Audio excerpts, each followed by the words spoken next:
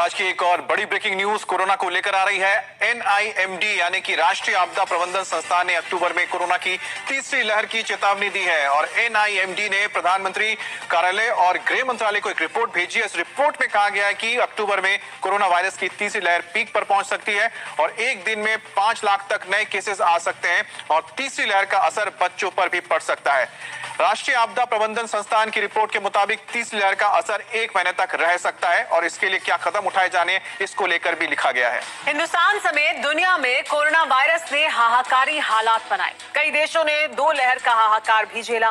कई मुल्क तो ऐसे भी रहे जिन्होंने तीसरी लहर भी झेली। लेकिन अब जो आशंका जाहिर की गई थी वो भी सच होती दिखाई दे रही है। कोरोना की तीसरी लहर हिंदुस्तान के कई राज्यों समेत ब्रिटेन, अमेरिका, क्यूबा और ऑस्ट्रेलिया जैसे देशों में महसूस की जा रही है और इस लहर में आशंका के अनुरूप ही शिकार हो रहे हैं मासूम बच्चे। लेकिन भारत और दुनिया के ताजा हालात क्या है? कोरोना महामारी की दूसरी लहर थोड़ी शांत हुई लेकिन खतरा टला नहीं। तीसरी लहर को लेकर विशेषज्ञों ने जो चेतावनी जारी की वो सच साबित हो रही। हाहाकारी वायरस फिर लौट रहा है और इस बार मेड इन चीन विषाणु के टारगेट पर है मासूम बच्चे।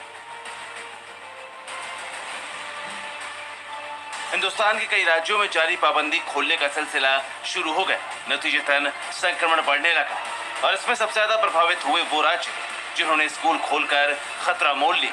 समझ हिंदुस्तान के हालात जहां तीसरी लहर की शुरुआत शुरू हो गई। कर्नाटक में स्कूल खुलने से बच्चों पर संकट मंडराने लगा। बेंगलुरु में सिर्फ 6 दिन के अंदर संक्रमितों के आंकड़े बढ़े।